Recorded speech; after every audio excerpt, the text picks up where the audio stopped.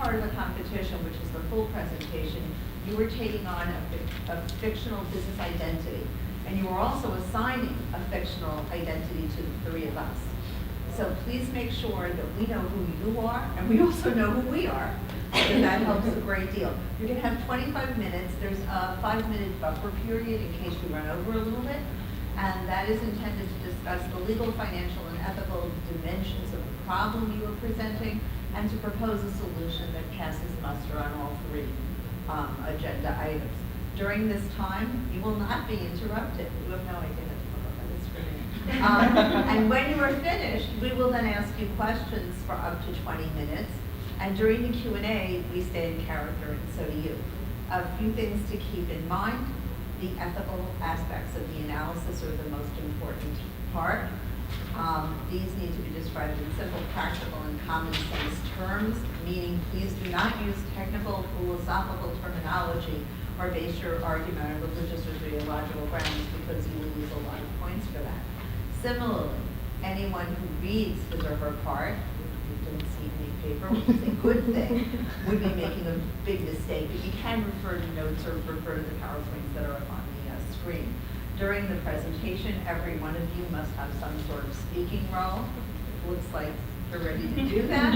All right, so now we can introduce ourselves. My name is Ruth Kraft, and I'm the Uber judge for this segment, and I've been at this with the IBECC for 17 years now. And in real life, I was a New York State judge for 14 years, and I now chair the employment law practice of a New York firm. I am Maria Cinnamon. I work for a publication that covers ethics and compliance issues for business called Compliance. And I'm Rebecca Ream. I'm a compliance manager at Olympus Corporation, supporting the surgical medical device business. Okay, we'll turn this on now. So do I start? Yeah. Welcome. We are Ripon Consulting Firm. We're a firm hired by you, the Toyota Board of Directors, to come and address a problem that you've seen in terms of the safety of Toyota and other automotive vehicles. So we're going to go through our presentation, a crash course in equality, to try to define that. So the problem that we see with crash testing is on a couple of different levels. Namely, it stems from the main issue, which comes from crash test dummies. Now, when you're conceptualizing the actual dangers of a crash in a car, there are two different things they're talking about. The first of which is the first collision, the moment that a car hits a foreign object, something like a wall, a pedestrian, or an animal, and actually causes the vehicle to take damage and or stop rapidly. That's the first collision. Then there's the second collision, which is the one that's actually dangerous for the human being. And that would be where the car has come to a stop and the human's body force is thrown against various things within the car. The second collision has been attempted to be stopped or at least mitigated through means such as a seatbelt, airbags, and the cushioning of various aspects of the car that a human body is likely to encounter or hit in the result of a frontal collision or a side collision of some form. Now, crash test dummies are designed explicitly for this second collision. So when you put them in the car and you force the car into a first collision, the body will hit various things, and you can tell by where the head hits, the pressure sensors on the crash test dummy, as well as other various means to measure force, what the danger is to the actual human being in the car. Now, the test dummies that are used are currently built to male specifications rather than the specifications of other people. So with this, the current crash test dummy for a male is 5'9" and 172 pounds. For the female crash test dummies that are used sparingly, but used nonetheless, the body specifications are 4'11" and 105 pounds. Now, this is a large issue in simple fact because the male test dummy is based off the 50th percentile male body, with the current average male being 5'9" and 180 pounds. The female crash test dummy is based on the 5th percentile female specifications from 1962 when it was initially established. The average female nowadays is 5'4" and 160 pounds, a 5-inch difference and a 60-pound difference. Now, what does this actually mean? It means that when you put these two dummies in the cars and you run them together, you're having the female test dummy not actually represent the female drivers, so you're having all of the second collision standards, the airbags, the seat belts, and everything else being designed to protect the male height for a 5'9" body. Also, in addition to this, there's current regulations that state that female test dummies have to be used in cars, but only in the passenger seat and sometimes in the back seat. It's never actually required that they're put in the driver's seat, which has a steering wheel and significantly more danger. As a direct result, the automotive industry has a 3-to-1 ratio of having male to female crash test dummies in the cars, and the female test dummies that are being used are grossly underestimating the actual female body size. The direct result of this is pretty terrifying.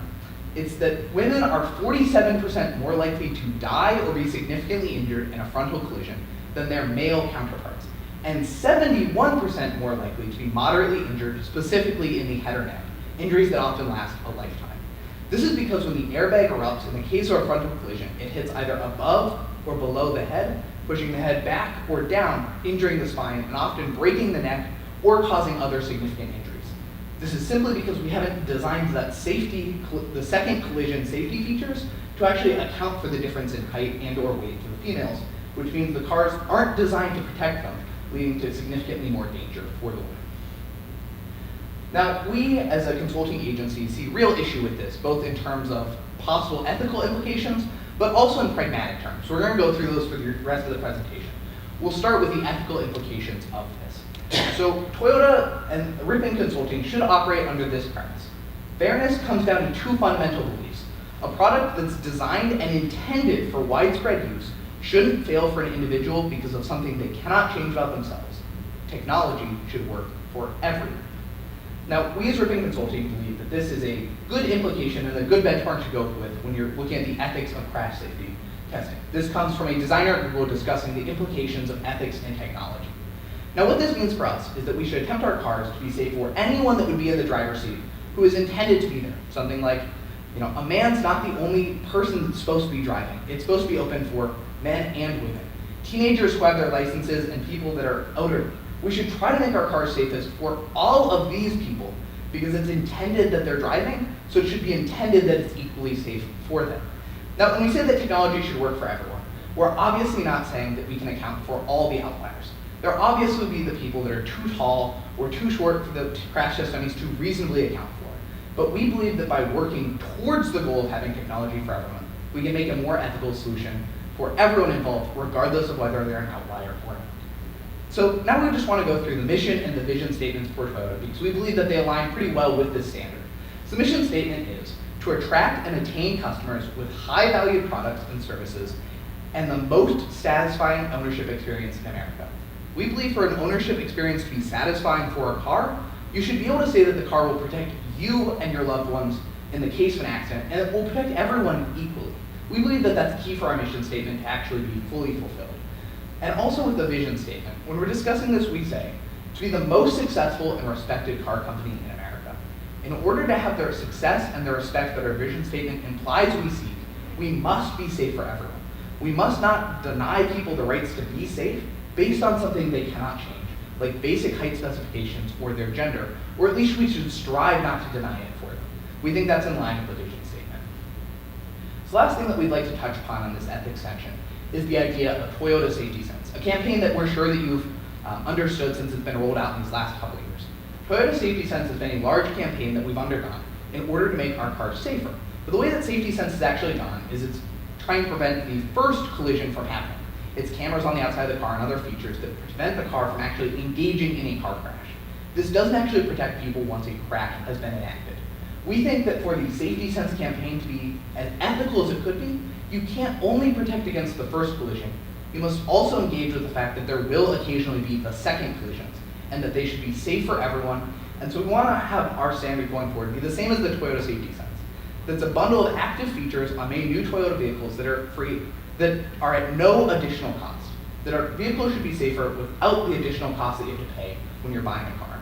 So this is the ethics that we're going to take forward as we look at the pragmatic and other implications, but it all comes down to that idea of fairness and technology attempting to work for everyone.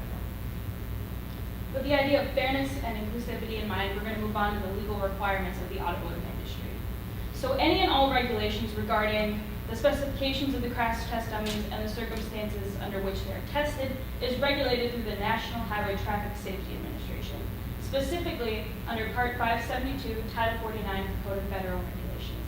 This gives specifics into how the crash test dummies are assembled, as well as density of the foam, specifics around the sensors and other aspects of the dummy so that they can be reproduced.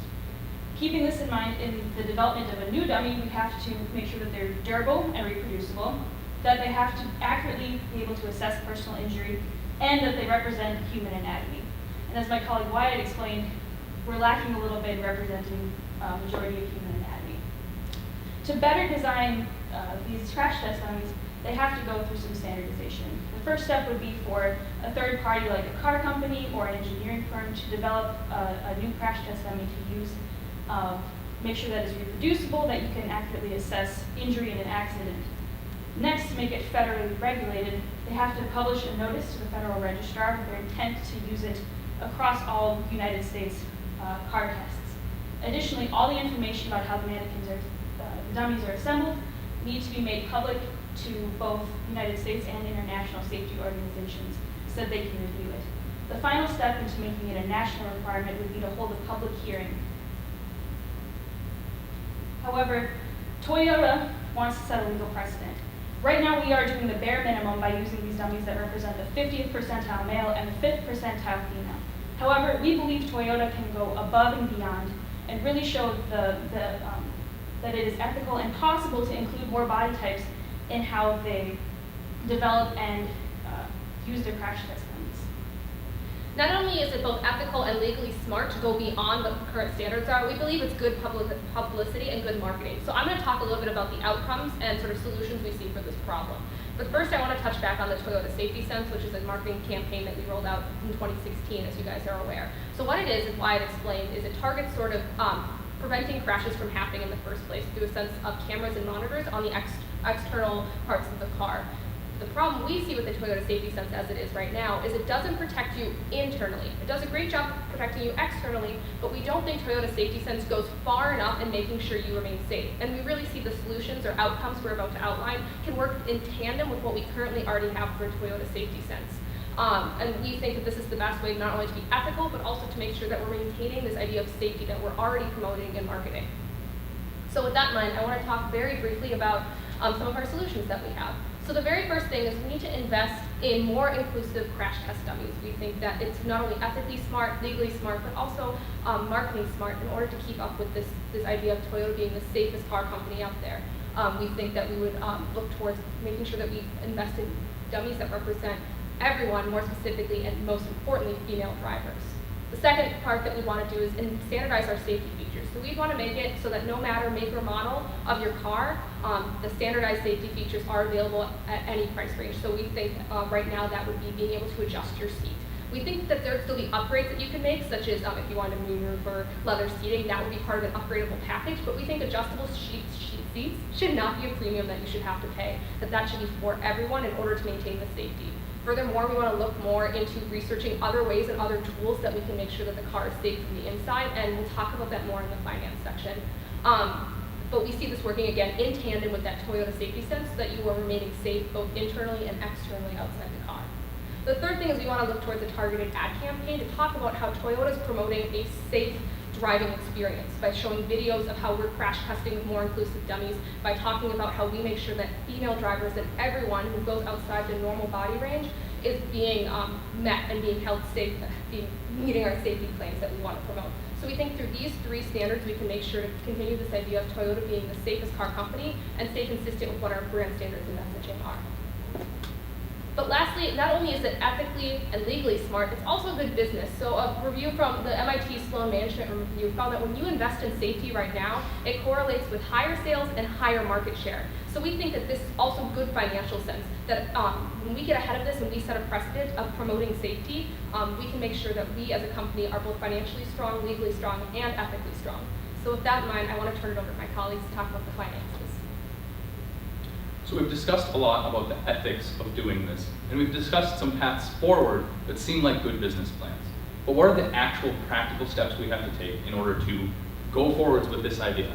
Well, the first thing to point out is that you need to do a ton of research and development into these safety features before you can actually even implement them. Now, keep in mind, for comparison, that worldwide, Toyota Global already spends $10 billion on research and development each year. So these specific projects that we're laying out are just a part of that larger number. So the first thing we want to do is that we want to contract with an external agency in order to develop a new, more representative body model for female crash test dummies.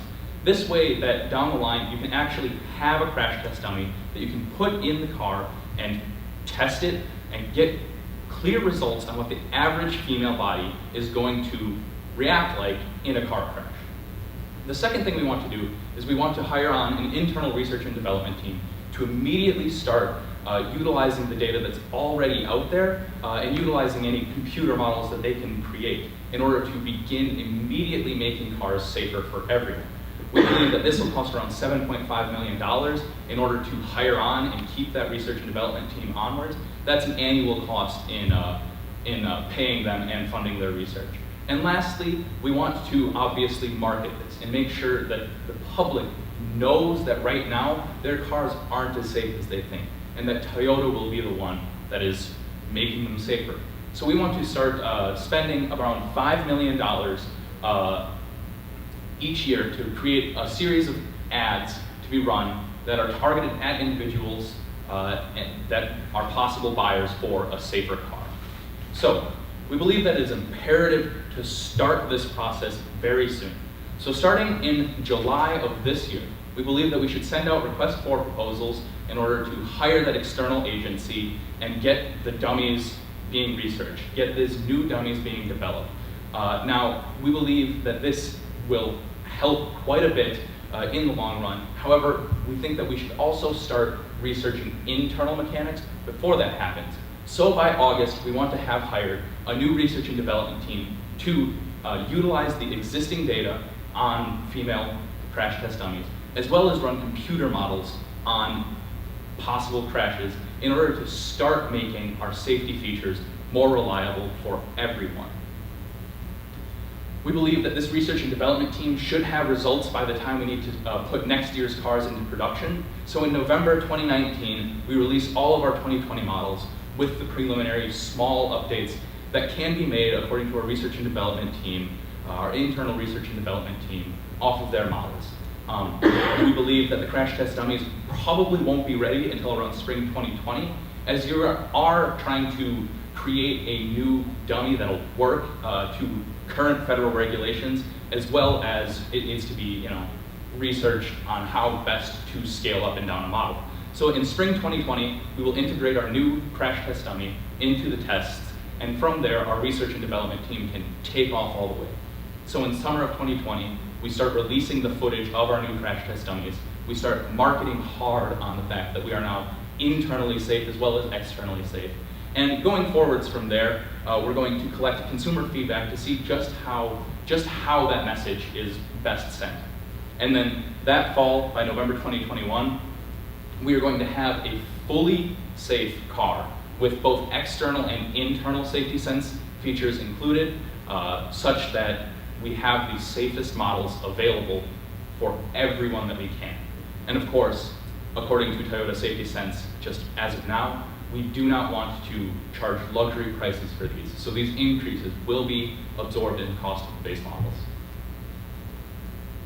Thanks, Lou. I'm going to talk about market share, where we are, where we have been, and where we want to be. So right now, Toyota holds about 14.9% of the total market share for car brands in the United States. That makes them the third most popular car brand altogether. And this is actually up from what was a historical low in 2011. As you all can remember, we had brake pad issues with Toyota vehicles that resulted in 3.8 million cars being recalled, and actually having a second class of cars being recalled, around 400,000 in later 2011. Then we had dropped to about 12.5% of market share, making us only the fifth most popular car brand in America. Before this incident, we were at 16.7% of market share, making us the second largest car brand in the US, and we were projected to surpass GM or Ford, who were in the first place spot. Following this trend of being responsive to consumer needs and really trying to be more inclusive of all of our consumers, we feel that continuing with safety sense, but also being more proactive rather than reactive, we feel that we can actually increase market share and be more of an ethical, inclusive company by implementing the outcomes that Lauren had spoke about earlier.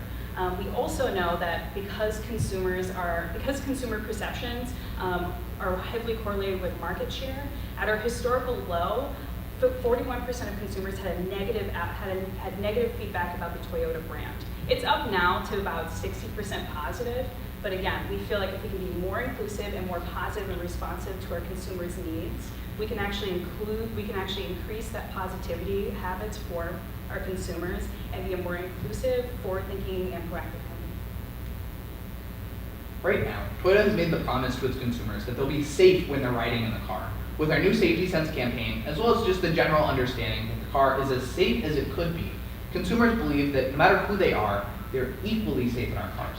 The numbers simply just don't tell that. And we believe that we have to uphold a promise to our consumers that they can be as safe as they could be. Again, coming back to our belief that fairness comes down to these two fundamental beliefs.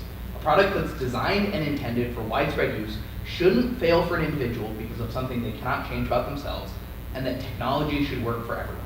Again, this might not include the outliers. This might not work for all of the people who are too tall or too short, but we should at least try to include everyone in the middle. Women, men, people who are old, people who are young. Our cars should be as safe as they can be for every consumer. That's the promise that we've made. And we believe that by doing so, we can not only follow the law, but go beyond what's required of us legally. We can increase our market share and we can improve our finances. And at the end of the day, Toyota can be rebranded as the safest car company in America, because that's what we think it's all about. Safety for all drivers. Thank you. Thank you. In record time. All right, let me shut this off. So we're going to move on to this to go on. It's, or, you know what, there's too much time left on it, it doesn't want to go on. So let me ask you a question. So you want to create, in essence, smart dummies, which I know sounds like an oxymoron, right? Is it possible for a dummy to generate data without needing to be at that 50th percentile for females? In other words, can the data be crunched regardless of the actual dummy? So it's possible to make assumptions using things like computer models based Yes. on various things. But the actual dummies themselves have to be the actual height specification, to know in specific how much pressure is being applied at various locations, and that's something that computer models can't do as effectively.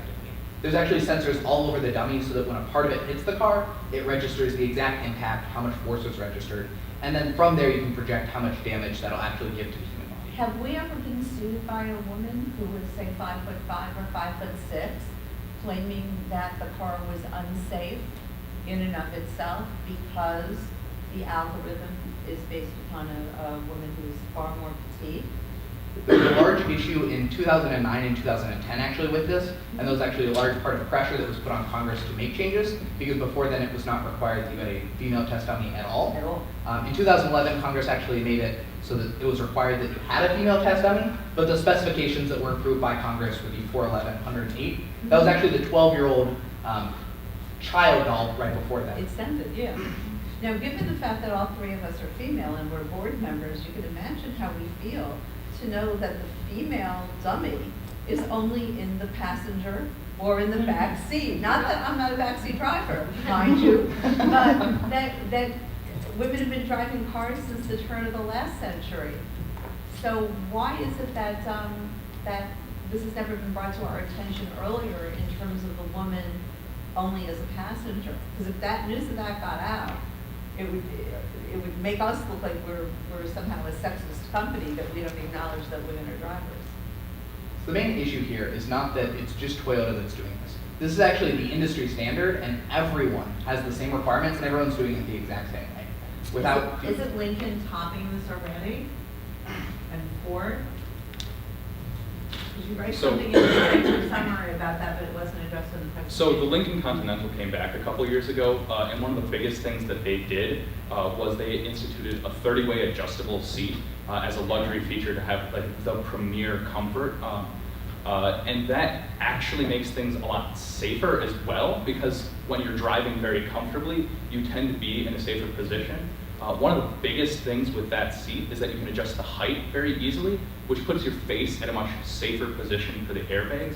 So one of the things that we would touch upon, and that the research and development team that we're hiring internally would probably find is that something very close to that 30-way adjustable seat would actually be one of the preliminary safety features that you update in order to make it safer. And they market it as a luxury item, but it's not too hard to add just another power control. Now, why shouldn't we charge for safety? I mean, it's a great marketing tool, but can we get a little extra profit out of this, please? You're advocating doing it, you know, For baseball goals. right, Yeah. right, for free. No, why can't we make a little bit of extra money? We're gonna have this great marketing campaign that's costing us money. We're coming out ahead of the pack. Isn't that worth something in terms of bottom line, besides selling more cars? Plain and simply, everybody's making money off of safety right now. And Toyota Safety Sense, the marketing campaign and everything that we're about right now, is intended to be disruptive to the rest of the market. By placing ourselves ahead of the pack, saying that everybody deserves to be safe and we're gonna make you safer than those other guys, we're gonna charge you a ton of money for this. Why can't we charge a little bit of money for it?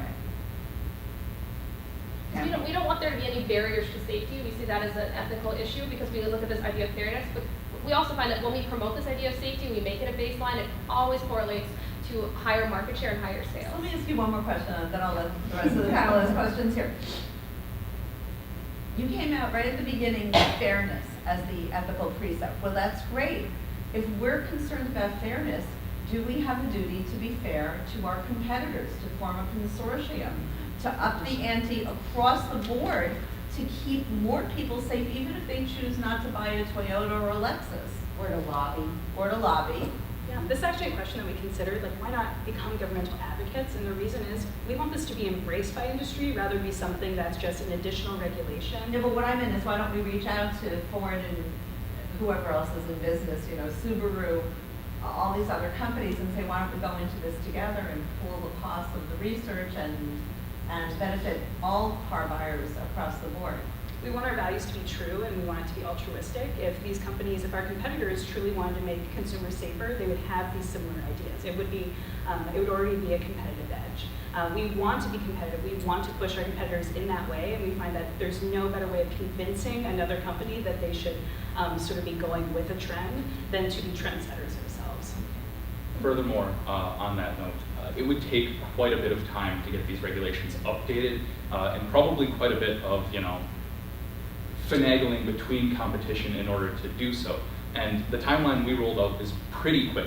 We want to establish that there is value in emphasizing our safety before maybe we go to the government, before maybe we go to our competitors and say, hey, we should up the minimum requirements for safety. So it's not, one thing's not entirely clear to me.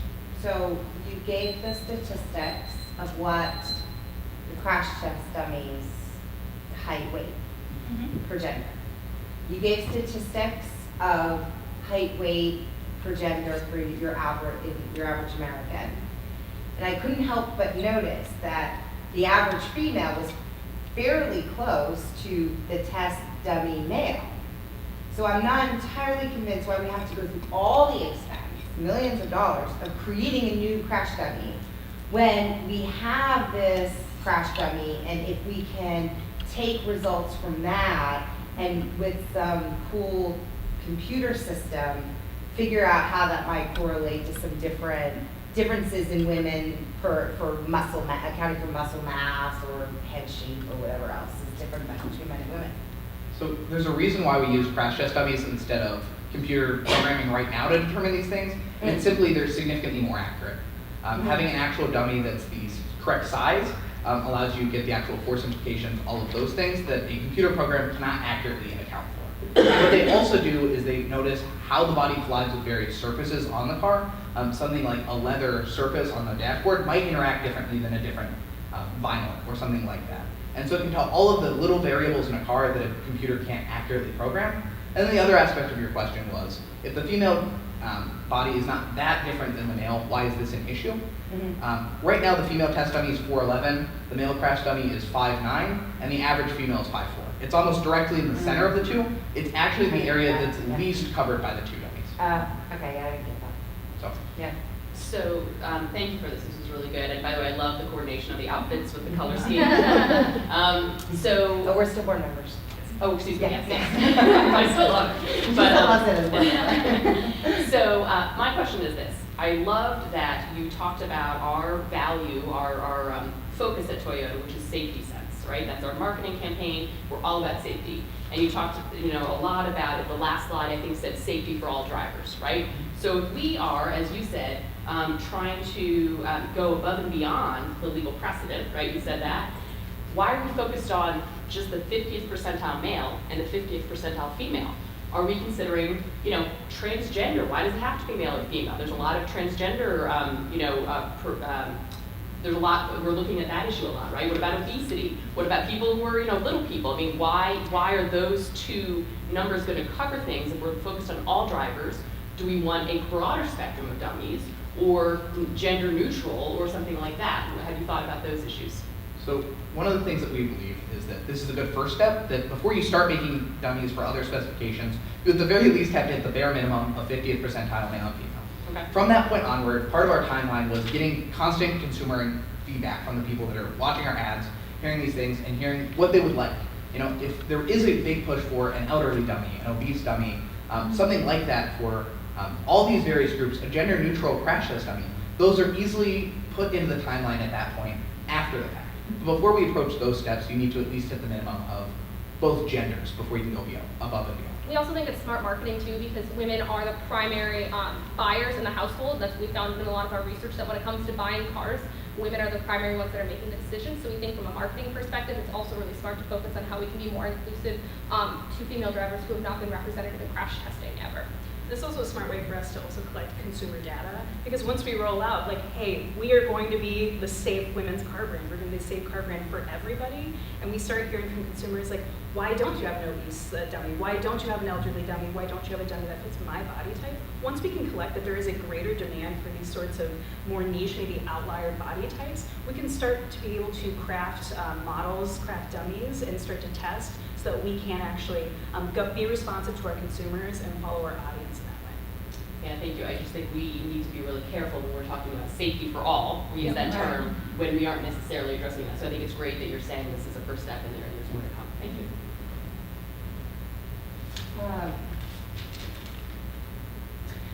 My question is this: is it possible? So I was disappointed to see that there's a higher rate of morbidity and mortality among female drivers. But I was also kind of looking, as my co-director here did, that there may be some simple fixes with technology that we already have in our cars, like it was GM or Lincoln, with just having the adjustable seats throughout the whole line of vehicles, having adjustable steering wheels and columns. Do we have to go through all that expense with crash test dummies if maybe what we could do is just find ways that we already know may increase safety for all? And again, towards my co-director's point, if one of the big problems is positioning of the person based on height or weight or et cetera, does it make more sense to spend that money on education for people on how to position themselves in the car? Because we could spend $10 million on crash test dummies, but if people are still sitting wrong in cars. So that's actually one of the things that we looked at, was this idea of what's the best way to approach this. And adjusting the seat actually allows you to be a more correct height, but doesn't allow the vehicle to account for your natural height. So it puts the onus of safety on the consumer. They have to adjust their seat to the correct position. They have to educate themselves to know what that position is. That's not the same burden that we currently put on men in cars. For me, as an average size male, I don't have to worry about any of those things. I can just get in the car and it will be safer for me. We think that by having research and features so that it's the same standard for everyone, that no matter who you are, when you get in the car, you adjust the seat to what's comfortable for you, that it'll be safe regardless of whether you went through the actual understanding of, I need to raise it by 2 inches, I need to be this far back. Having that be a first step to try to improve safety in our first car, the 2020 model in our timeline, that's a good first step. For the second step for the year later is actually making sure that things like airbags and seatbelts, when they're in use, don't actually create more danger if you haven't taken the time to do something as complex as it can be to get your seat to the exact right position with a 30 directional seat. So, Yeah, so to just talk about that a little bit, cars without power steering, you can adjust the driver's seat height, but you need a screwdriver underneath the back of the thing, and then you have to twist and twist and twist and twist, and if you don't have, that's not simple for, like, if dad uses the car to go to work in the morning, and then you let the teenage daughter go out with her friends later that night, no one's gonna pull an Allen wrench out and adjust the height correctly. Are there still cars without power steering? Yes. I or remember I mean, when I learned how to drive. with power seat adjustment. Oh, power seat. Yeah, power seat. Oh, Yeah. okay. Oh, It's okay. power steering is very different. That's a national regulation. Is it less expensive to do the dummy project, so to speak, than it would be for us to upgrade the seats themselves? I mean, can we That's get more the bang for our buck My question. in going the dummy route and then capitalizing that in terms of marketing? Because it's so obvious, you have that great picture of the head with the screws underneath. So doesn't this make more sense for us than trying to finagle our seats more? I mean, don't we get more of a win-win for a less? Going the dummy route? Yeah, going the dummy route. we definitely think that. That's actually why we proposed the plan that we did. The seats would be a first step in the year before you actually get the dummies. So why didn't you tell us that first? Because we're the board, we love hearing about things that are cost effective. That was a part of our timeline, was that we start with the actual standardized features for the luxury model, and then we go into the actual dummy testing. And then after the dummy testing, we actually implement that. We think that that's the most cost effective over the course of the couple years, but you have to take small steps to get there. Okay. So, So the thing that is starting to, as I'm thinking about this more, the thing that's sinking in is I don't want to be a tobacco company. And what I mean by that is the tobacco companies that knew the research that cigarettes were killing people, but they didn't tell anybody. They hid it so they could sell their product, right? So what I heard from you is that we're going to start a marketing campaign in 2020 telling people they're not as safe as they think they are. Don't we have a responsibility to our drivers to tell them now about their safety? The stats are staggering about women. So this is important, we need to do it now, and do we have a responsibility? What do you think our responsibilities are right now that we know these stats? So right now, I think that we do have a responsibility to start the testing and the integration of these things. I don't think that necessarily corresponds with the responsibility to start a marketing campaign towards our safety. These statistics are available for anyone. They're easy to find if you're looking for them. They're published by the government every single year on these things. But I dare say that we may not have known that until we listened to Yes. you. So Yeah. the question is, now that we're about to start something, if we agree to this program, do we have an ethical duty to create a press release saying, hey, we've crunched this data, we have a serious concern, we're on it, but acknowledge the concern, so that for women, because we're all over 4'11" or whatever, or 4'9", it's telling us, yeah, we won't go there, but we're in that group so that we can now say to ourselves, okay, taking this, I am so lazy about changing my seat height, and I know that when I'm wearing heels versus wearing flats, that I need to do it because the mirrors don't work properly. If we get out ahead of this and we announce to the public, hey, we're on to this, expect something from us beginning this summer, do we have an obligation to do that? Are we being opaque rather than transparent by starting but not saying? So for us, when you're looking at the actual cost returns for something like a marketing campaign, Uh-huh. we'd have to justify to No, I'm you, asking you about a press release, I'm not talking about as marketing. a press release, Yeah, do we have an obligation to put out a press release the minute we buy into your program? Should we be announcing to the public, hey, this dummy situation isn't so great, we're on it. We expect to make changes by the next model year, but do we have that affirmative duty to notify the public of a risk of which they may be unaware? Because even if it's in the Federal Register and it's in lots of industry publications, I can tell you, I look at pictures in Car and Driver, I don't read the text. Okay, I shouldn't say that as a member of the board, but it's the reality. So do we have the duty to announce, in addition to the duty to go forward with this program? I think to some degree, there should be some obligation to announce this once we are under the process, once we have an official dog commissioned or an official test dummy commissioned, once we have begun the actual process of making the car safer. I think that's, under our timeline, only a couple months out from now. But we should at least ensure that there are changes that we can actually start approaching to fix this before we have an ethical obligation. And it can potentially do more harm if we don't have the vehicles at their safeness that they I are, and that's the understand that. concern. But when my colleague was talking about big tobacco, we all remember that big tobacco knew something but didn't say something. So they failed to disclose what appeared to be a material risk. This is a material risk across the industry, but no one's ever said something. So drivers, particularly female drivers, or drivers who suffer from disabilities, or perhaps are obese, or men who are 6.5 feet tall, they aren't aware of this dynamic. They think that, oh, this is dumb. You know, there's one company that chose the dummy test as part of their commercial, right? But that may be fraudulent because it's leading to a false sense of security. Do we have an obligation to stop that false sense of security, even at the very beginning, before we get into the dirty details here? I think we have an obligation. I think so as well, and I think it also helps with our point about being disruptive, about being challenging to the industry as a whole. You asked, why aren't we going to our competitors, knocking on their doors and saying, let's do this together? And it's because we want to make a big splash, and I think that doing a press release, while at the beginning of sort of our larger project and our ongoing mission with Safety Sense does make sense. I think we have a huge obligation to do so, not just wanting to increase our market share, but being responsive to consumers. There are so many different types of consumers today. Obviously now consumers care a lot more about like, they don't care just about color or make or model. They care about, is this sustainable? Is this going to help me? Is this going to keep me safe? So I definitely think so. And there's been this continued reference to the big tobacco industry and the issues involved. We actually would 100% agree that that's what's happening. It's why we're before you today as a board, trying to make you aware of these issues.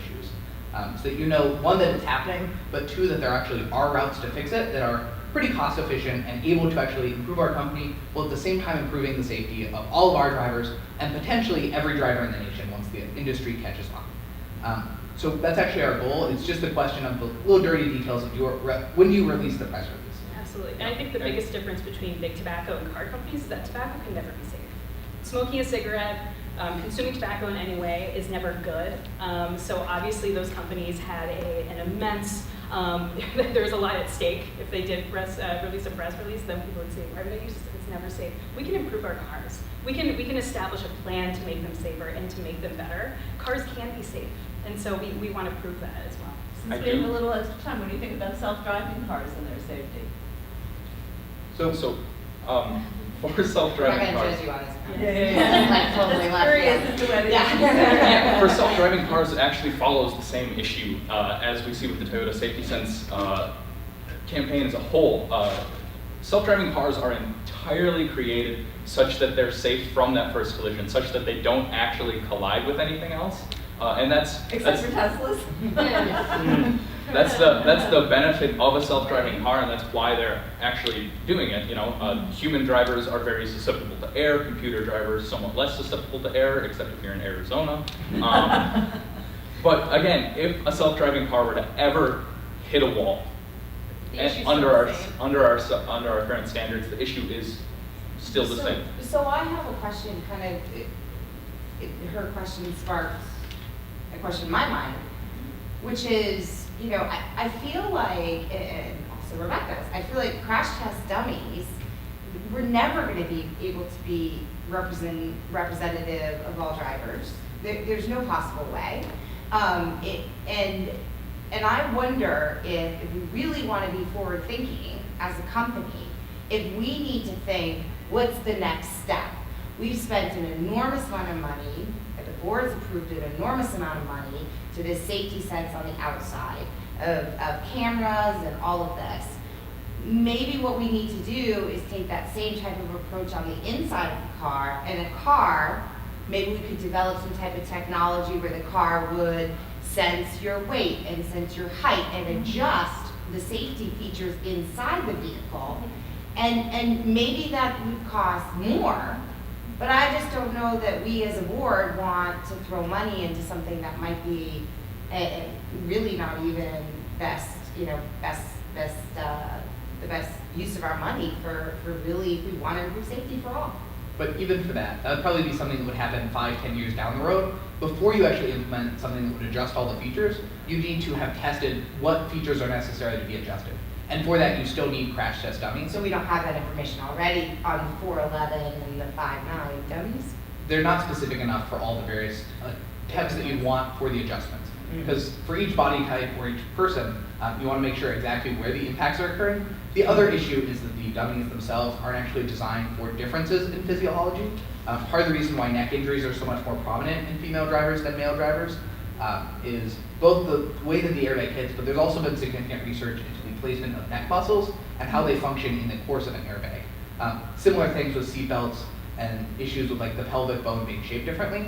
Our test dummies only account for male physiology, which can also create some issues. And one of the problems seen in that is that actually current trends in dummy research is we're trying to deepen the accuracy of these male dummies instead of broaden the representation of the dummies. So a new family of crash test dummies that are being proposed right now, which I believe you were about to bring up, is actually comes with a new improved spine. But again, that's a male spine and a male neck. And even if you resize it for female use, it's not a female neck. Yeah, we have a huge difference in physiology just between male and female. So like female pelvises are bigger, our necks are anywhere from 16 to 13% weaker. But the more data that we have by using different sizes of crash test dummies, the better we're going to extrapolate the data in between. So the more that we put out, we don't have to represent absolutely everyone, but the more that we put out, the more inclusive we are with our initial testing, the better we're going to be able to understand how everyone works. And before we implement that automatic technology that we would like to, you would need so much more data than a 411 female and the male test dummy that we talked about. Okay, thank you. Well, I think we learned more in this presentation. Yeah. than Are we any- shifting to Yeah, feedback now? yeah, I think Okay. we learned more Yeah. about this I is had no such a idea. fascinating subject. I love it. Who knew? Yeah. Who knew that at this point in time, that there are only 2 models of dummies and both sound pretty dumb? This is a very, very interesting presentation. You were all even keeled vis-a-vis each other. There's nobody who's stronger than the next, which means you're all very strong, which is a fantastic thing to see in a presentation. You play very well off of one another. You all know the subject matter. You know the answers to each other's questions too, and that's very obvious looking at your faces when one person is answering. I can see that the other ones are on it too. So you didn't separate the data into. I have to tell you one thing. Spelling. I am a spelling fanatic, and it's because I'm old. Tandem is not T-A-N-T-U-M, okay? Which almost look like tantrum without the R. Tandem is T-A-N-D-E-M. Please change it before tomorrow if you can on your software, because blatant spelling mistakes. I don't even know how it made it through spell check, frankly, because I didn't think there's such a word, but maybe there is. Be very, very careful about this. As the New Yorker in the group, I'm always saying, they're talking fine, and everyone else is going, they should slow down and slow down. I have to tell you, you guys were really fast. You got through the presentation with a lot of extra time to kill. It didn't bother me at all because I talk faster than all of you. But some people find that, they want the pace to be toned down a little bit. Your graphics are excellent. I can barely make a PowerPoint. I shouldn't say that. I actually do know how to make PowerPoints, but that's why I have associates to jazz them up. But the way they were flipping, the way they went from one to the other, the graphic part of the presentation was fantastic. I think you picked a very clear, this is an advantage and a disadvantage. I could not see an ethical downside to what you were recommending. To me, the problem, the solution, it fit all 3 metrics: ethical, legal, financial. It was all there for me. So then I said, what is the issue? Why is this? The subject matter was tantalizing, but the ethical outcome was almost preordained. that if we were the board and you presented, we were gonna say, sure. We were talking about chump change. A few $1 million to a company like Toyota is like me buying a couple extra pairs of shoes. Seriously. So I had trouble saying, where's my ethical dilemma? What's holding me back? But I think other than that criticism, I feel like I did a dynamite job. Yeah, I agree. I mean, I wrote down a lot of positives.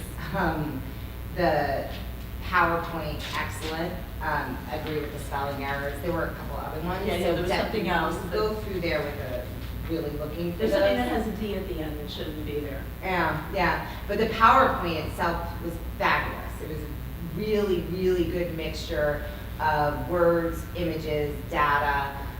You guys played very well to the PowerPoint. I see the clicker in your hand, and I kept looking for the clicker to move. It wasn't moving, so you guys were so well rehearsed that when you were doing your part, that was moving, and you weren't even clicking. I mean, that I could see, unless you got a hidden clicker. Magic! Yeah. So, excellent. You guys so well prepared. Love that you tied into the mission and the vision statement of the company. Very, very important, especially when you're talking to the board of directors of that company. I like that you went over all the financial implications, that you talked about how that cost could come back in increased sales. And I like that you built it off of a current program that Toyota already has, which would make it very palatable to the board of directors. And it was great that you talked about market share.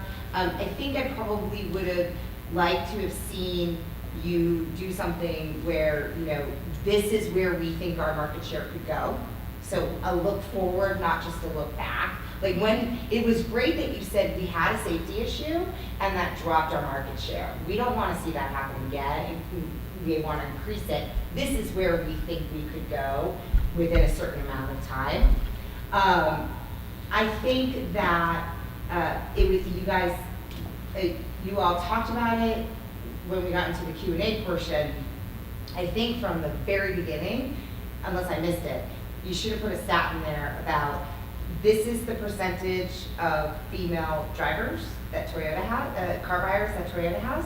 This is our data on who makes decisions in households, because there is data out there that in a typical male-female household, that oftentimes the female has more input on the vehicle, especially if there's children involved. And then if you had stats on what's important to car buyers today, right? You mentioned that safety is important, but if you could say, these are the top 4 things and safety is number 2 or whatever. No, I think you guys did a great job. I'm trying to think, what are some of the other ethical, because I know this is a business ethics competition, and you really talked about fairness. I don't know if there's a more, maybe talking about the moral obligation that the company has to its customers, kind of that duty of care maybe a little bit, but other than that, you all are fabulous, very good presenters, bright people, and I was very impressed. Yeah, well done. Yeah. So to echo what Maria was saying, and this came up a little bit, so I was late to the presentation, right? And that's my own fault, but this is what happens in boardrooms sometimes. People are busy and you're late. So I never read your lovely executive summary. So when you started your presentation, I was still trying to okay, what's the topic and what are we talking about? So what I suggest is, echoing my colleagues here, do a little more in the beginning, assuming your board doesn't really know what you're talking about, right? Mm-hmm. Set the stage a little bit more about, hey, as you know, here are the stats and here's the issue. And the other is why now, right? So why are you addressing this now? Was there a legal issue recently? What is it just, I don't know, it's time for whatever reason, we need to do something new. Why now? Because ideas don't just poof come around in a business. There is a reason. There's always a reason why you're making this presentation. So explain the why. Mm-hmm. And Toyota needs to step ahead of the competition. Whatever it is, explain the why. Love the PowerPoint also. I would suggest, since you have, I love you have minimal information on each slide, which I think is awesome. Make it just a little bit bigger, your font. because you have the space to do so. So that would make it, I think, even just a little bit better. I think your name is Wyatt.